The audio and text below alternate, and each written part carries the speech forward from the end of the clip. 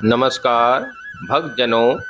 आज मैं शिव पुराण महात्म श्री रुद्र संहिता भाग के प्रथम खंड के 5वें अध्याय का वर्णन करूंगा। इस अध्याय में नारद जी का शिव तीर्थों में भ्रमण व ब्रह्मा जी से प्रसन्न आदि का वर्णन किया गया है। इस महात्म को सुनने से मनुष्य सब पापों से मुक्त हो जाता है। वह दीर्घजीवी तथा सभी गुणों से संपन्न हो जाता है। भगवान भोलेनाथ की कृपा उस पर सदैव बनी रहती है। अब मैं 5वें अध्याय का वर्णन करता हूँ। सूत जी बोले, महर्षियों, भगवान श्री हरि के अंतर ध्यान हो जाने पर मुनि श्रेष्ठ नारद शिवलिंग का भक्ति पूर्वक दर्शन करने के लिए निकल गए। इस प्रकार भक्ति मुक्ति देने वाले अनेक शिवलिंग के उन्होंने दर्शन किए। जब उन रुद्रगणों ने नारद जी को वहां देखा तो वह दोनों गण अपने शाप की मुक्ति के लिए उनके चरणों में गिर पड़े और उनसे प्रार्थना करने लगे कि वह उनका उद्धार करें। नारद मुने, हम आपके अपराधी हैं। राजकुमारी श्रीमती के स्वयंवर में आपका मन माया से मोहित था। उस समय भगवान शिव की प्रेरणा से आपने हमें शाप दे दिया था। अब आप ही हमारे जीवन की रक्षा कीजिए। हमने अपने कर्मों का फल भोग लिया है। कृपया कर हम पर प्रसन्न होकर हमें शाप मुक्त कीजिए। नारद जी ने कहा, हे रुद्रगणों, आप महादेव के गण हैं एवं सभी के लिए आदरणीय हैं। उस समय भगवान शिव की इच्छा से मेरी बुद्धि भ्रष्ट हो गई थी, इसलिए मोहवश मैंने आपको शाप दे दिया था। आप लोग मेरे इस अपराध को क्षमा कर दें, परंतु मेरा वचन झूठा नहीं हो सकता, इसलिए मैं आपको शाप से मुक्ति का उपाय बताता हूँ। मुनिवर विश्ववा द्वारा तुम एक राक्षसी के गर्भ में जन्म लोगे। समस्त दिशाओं में रावण और कुंभकर्ण के नाम से प्रसिद्धि पाओगे।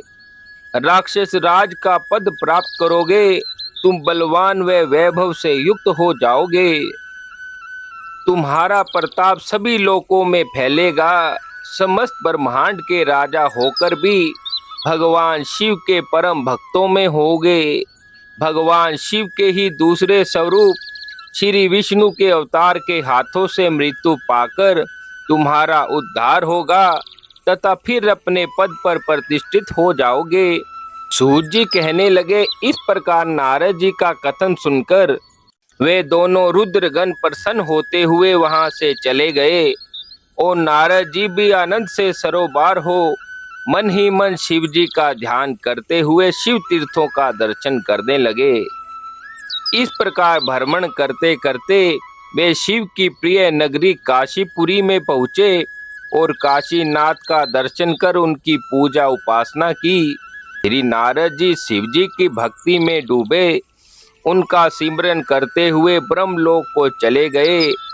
वहां पहुंचकर उन्होंने ब्रह्मा जी को आदर पूर्वक नमस्कार किया और उनकी स्तुति करने लगे। उस समय उनका हृदय शुद्ध हो चुका था। उनके हृदय में शिव जी के प्रति भक्ति भावना ही थी और कुछ नहीं था। नारद जी बोले, हे पितामह, आप तो पर ब्रह्म परमात्मा के स्वरूप को अच्छी प्रकार से जानते हो। आपकी कृपा से मैंने भगवान विष्णु के महात्म का ज्ञान प्राप्त किया है एवं भक्ति मार्ग, ज्ञान मार्ग, तपो मार्ग, दान मार्ग तथा तीर्थ मार्ग के बारे में जाना है, परंतु मैं शिव तत्व के ज्ञान को अभी तक नहीं जान पाया हूँ। मैं उनकी पूजा विधि को भी नहीं जानता हूँ। अतः अब मैं आपसे यह सब जानना चाहता हूँ। मैं भगवान शिव के विभिन्न चरित्रों, उनके स्वरूप तथा वे सृष्टि के आरंभ में, मध्य में किस रूप में थे, उनकी लीलाएं कैसी होती हैं और प्रलय काल में भगवान शिव कहाँ निवास करते हैं, उनका विवाह तथा उनके पुत्र कार्तिकेय का जन्म आदि कथाएं मैं आपके श्री मुख से सुनना चाहता हूँ। भगवान शिव कैसे प्रसन्न होते हैं और प्रसन्न होने पर क्या क्या प्रदान करते हैं, इस संपूर्ण वृत्तांत को मुझे बताने की कृपा करें।